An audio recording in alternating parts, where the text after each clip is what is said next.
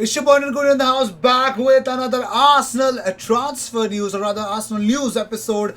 Well, in this episode, of course, we're not just going to talk about DCL in Arsenal because we did that in the last video.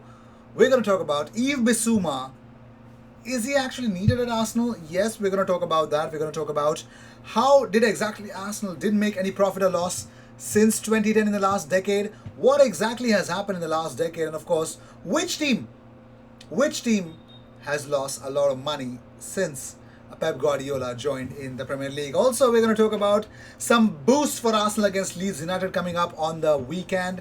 And of course, we're going to talk about some recent, the video of William Saliba as well.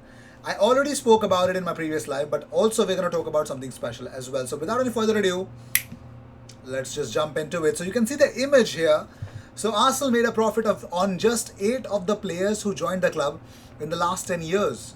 Since 2010, Alex Oxlade-Chamberlain has been the biggest money spinner, while Mesut Ozil represented the largest loss for Arsenal. Well, Arsenal's transfer policy has been criticized in the past, with players often leaving for less money than they were bought for, many after limited contributions to the first team. And just a quick glance at the top 10 losses in the last decades backs up that point. Alex Iwobi, Theo Walcott, and Robin van Persie all made the club profit in that time, but they arrived before 2010, so have not been included. So if you can actually see there that Arsenal have let 163 million pounds worth of talent leave on free transfers in just 3 years. Mesut Ozil left for nothing to Fenerbahce, and of course they paid 42.3 million pounds to Real Madrid, and of course Shkodran Mustafi left for free for Schalke. Anyways, let the bygones be bygones, because we're going to talk about something really fruitful.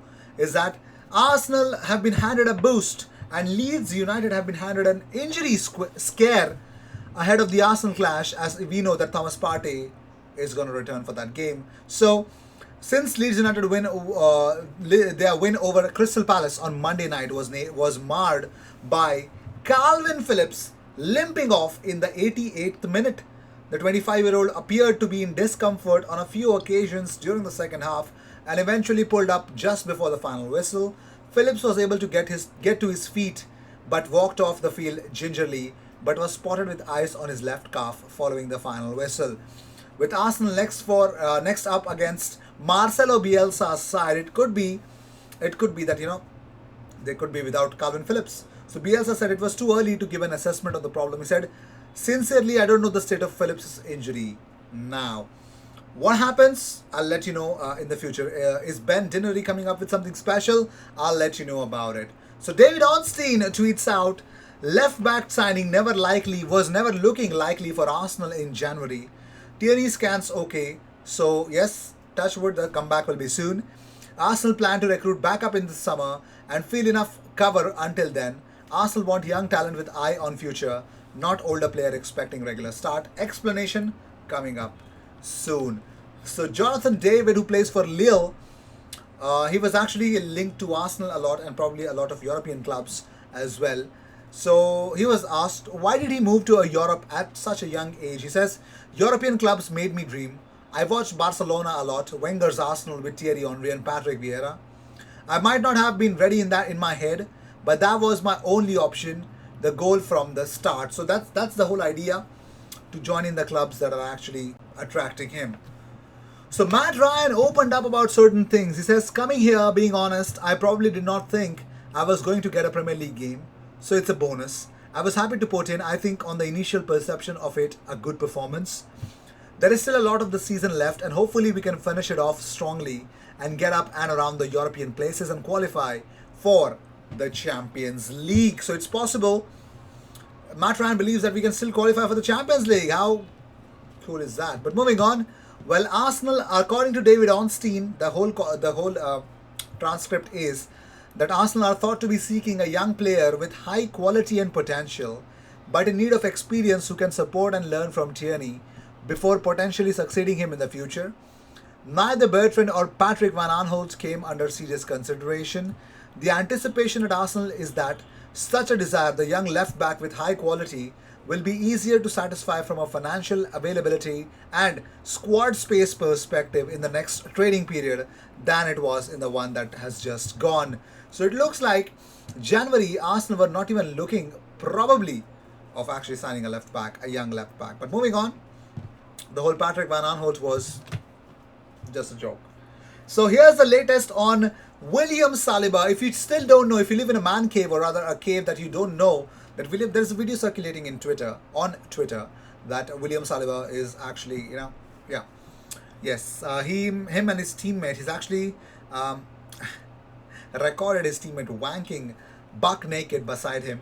So, Get French Football News, GFFN, have tweeted out that breaking, the French Football Federation will open an investigation into William Saliba following a video circling on social media in the last 24 hours. Sources tell RMC that the FFF views the video as harmful to the image of the Federation and football as a whole.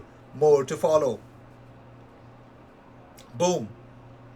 Back to trouble, William Saliba. Anyways, so James Benge tweets out that Benfica versus Arsenal moves to Stadio Olimpico to Roma, and Real Sociedad versus Man United moves to Juventus' Allianz Stadium or Allianz Arena in Turin. That's where the Europa League fixtures will be played. Also, Man United icon Phil Neville is closing in on a Brit double swoop at Inter Miami. Now he's actually accepted a job at Inter Miami. And of course, Sunsport understands a deal to bring Stoke defender Ryan Shawcross will be completed this week. And former Arsenal fullback Kieran Gibbs, if you remember, Kieran Gibbs is in talks and looks set to follow Shawcross to quit West Bromwich Albion and join MLS. Yes, his contract at the Hawthorns expires at the end of the season and he's keen to move to South Florida. And it looks like Neville might bring Kieran Gibbs into the MLS. Moving on, so earning a victory in his first Newcastle appearance, Joe Willock has spoken highly of the atmosphere at his new club.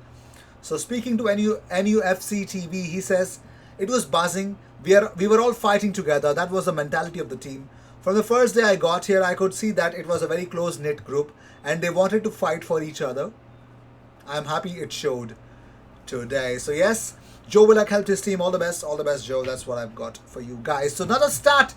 Yes, the top transfer deficits. Manchester City are in the deficit of minus 554 million pounds. Yes, City and United have lost the most money in the last 10 transfer windows, ahead of the likes of Paris Saint-Germain.